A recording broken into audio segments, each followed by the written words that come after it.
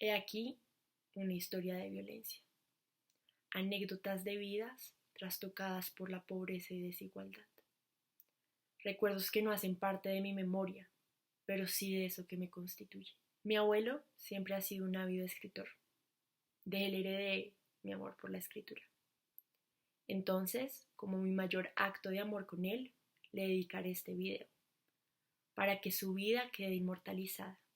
Y aunque quizás pocos lo vean, con solo una persona que sepa lo maravillosa persona que es mi abuelo, estaré feliz.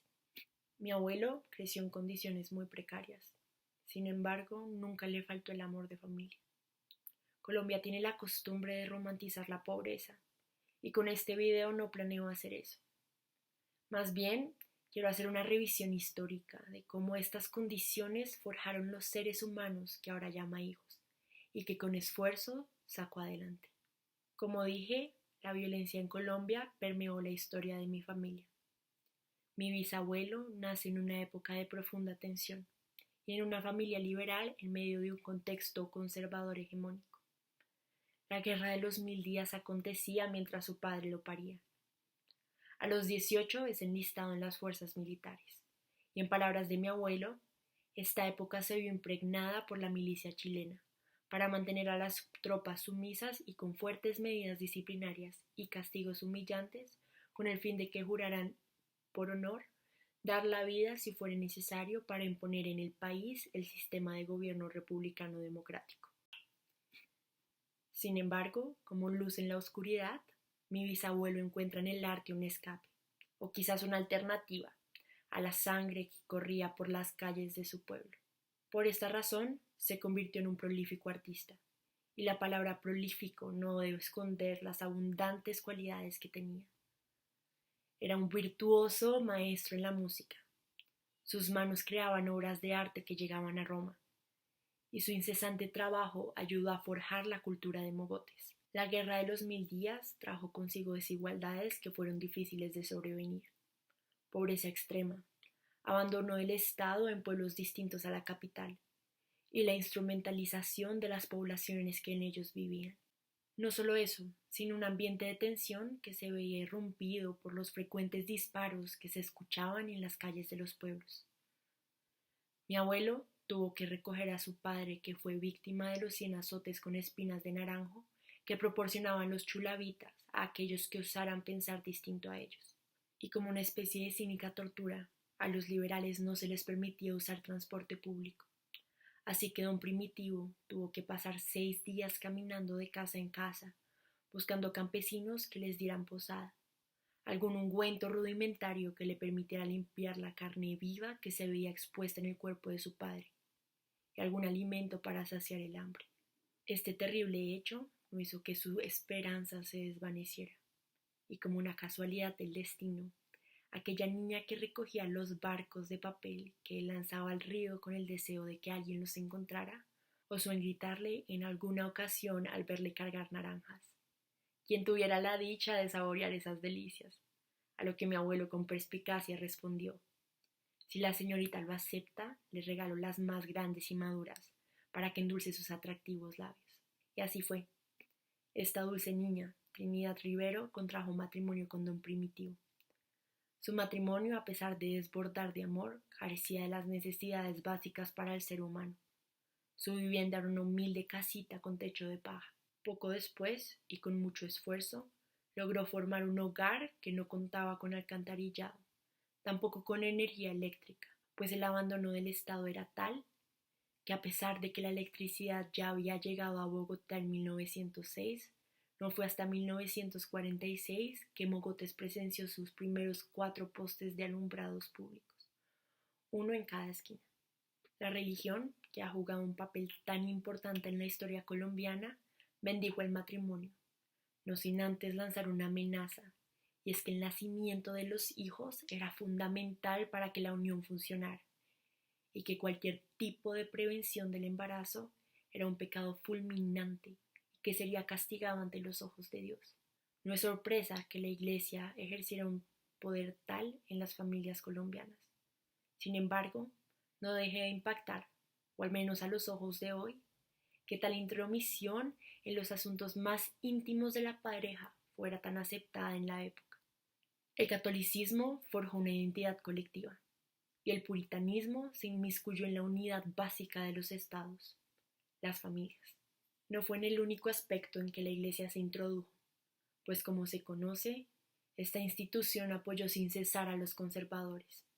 Antes bien, a pesar de su talante liberal, la Iglesia y el partido opuesto logró reconocer en Primitivo un diamante en bruto. Así que casi con amenazas y ninguna remuneración, mi bisabuelo hizo obras de arte para la iglesia, que se postraban en los puntos más altos de la capilla, mientras algún cura decía que asesinar liberales no era pecado. No solo eso, sino que con una macabra ironía, los conservadores iban a su casa buscando que limpiara y lustrara las armas que después usarían los pájaros azules para atormentar a sus compatriotas. Esto sin duda, y lastimosamente, no fue el último encuentro que tuvo con los godos. Del matrimonio nacieron 6 retoños: Helio, Carlos, Jorge Eliezer, mi abuelo, Cecilia, Juan Francisco y Héctor. Como es bien sabido, tener un hijo sacerdote en una sociedad tan religiosa era motivo de gran orgullo para las familias, y desde pequeño Héctor mostró una insondable fascinación por el estudio de la Biblia, razón por la cual entró a un seminario. Sin embargo, una vez más, las dinámicas bipartidistas buscaban truncar el sueño de tener un hijo clérigo. Cuando la Iglesia se entera de la afiliación política de la familia, dicen no poder ordenarlo como sacerdote por venir de un pasado liberal. Afortunadamente, un conservador, no tan malo como diría mi abuelo, decidió pedirle a la Iglesia que lo ordenaran, y como arte de magia, su ideología no era más un impedimento para poder pertenecer a la Iglesia. La situación del país se tornaba cada vez más tenebrosa, y cualquier comentario, así fuera una broma, hacía que la vida de miles de personas corriera riesgo. Una vez mi abuelo decidió decirle a un conservador: con sus flores me limpio el ano, suceso que desembocó en 2 disparos en la puerta del hogar, atemorizando a los niños y despertando terror en mi bisabuela, motivo por el cual huyeron de Mogotes a San Gil.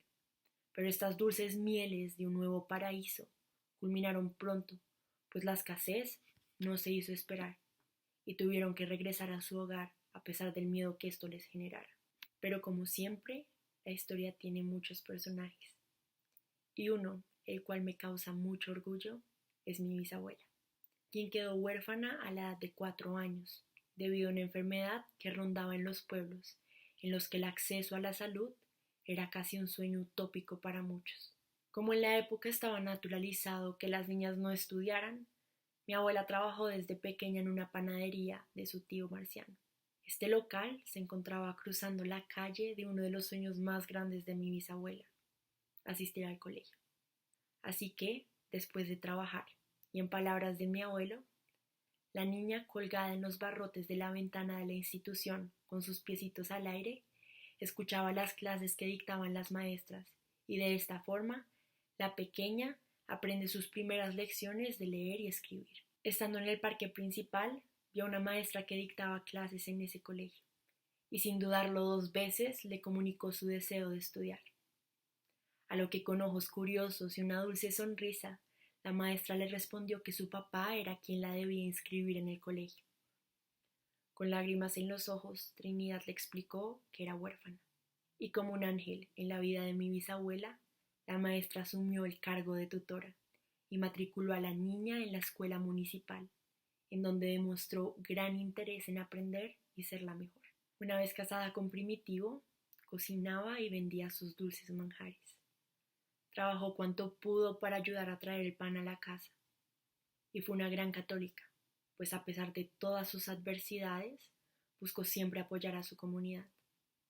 Fue una gran líder, y su mayor logro, y del que me siento más orgullosa, fue crear la primera normal en Mogotes para mujeres, institución que se dedicó a enseñar a las niñas de la época a leer y escribir. La muerte de mis bisabuelos no fue trágica, pues pese a que vivieron épocas de profundo terror, fallecieron de manera tranquila. Y según el sacerdote que los veló, Este era un tipo de muerte guardada para los justos. La historia de mi familia continúa con mi abuelo, que para cuando mi bisabuelo fallece ya tenía 32 años. Formó una familia con Marina y Reño y tuvieron 4 hijos: Claudia, mi mamá, Jorge, Daniel y Liliana. Mi abuelo se topó varias veces con miembros de la guerrilla, pues al trabajar en Ecopetrol y hacer parte de la cúpula de funcionarios, era visto como un enemigo de la lucha. En una ocasión, un guerrillero encubierto se hizo pasar por un trabajador, pues a sus oídos habían llegado que se presentaban grandes maltratos a los trabajadores. Sin embargo, después de una semana de trabajar con mi abuelo, había constatado que era un gran hombre y le había contado la verdad, diciéndole que ya le había avisado al Frente 47 que todo había sido una falsa alarma y que de ahora en adelante cuidarían de su familia. Mi abuelo se negó a la oferta con un "yo confío en que Dios proveerá". No obstante, el suceso que cambiaría todo en mi familia se dio en 1981, cuando una bomba explotó justo debajo de donde sus hijos dormían. Afortunadamente, ninguno sufrió ni un solo rasguño. Circulaba la noticia de que el sindicato, con ayuda de las guerrillas, haría un atentado a 2 directivos. Uno que los trabajadores quisieran y otro que detestaran. Mi abuelo era adorado por sus trabajadores, que quienes al escuchar la noticia, y en palabras de mi abuelo, se emputaron con el sindicato y les obligaron a desistir del resto de planes que tuvieran. En fin, podría ser un video incluso más largo contando los detalles más increíbles de la vida de mi abuelo, pero este es un pequeño esbozo de lo que ha forjado en la historia de mi familia, lo que me ha construido a mí y lo que me ha otorgado la dicha de tardes llenas de risas y llantos mientras nos tomamos un café. De mí no sería nada si no hubiese tenido el abuelo que tengo, que me enseñó que las palabras tienen el poder de cambiar realidades. Así que espero que yo, con este video, pueda cambiar la suya de alguna manera, o al menos demostrarle que la persona que soy ha sido construida por los valores que siempre intentó predicar en su familia.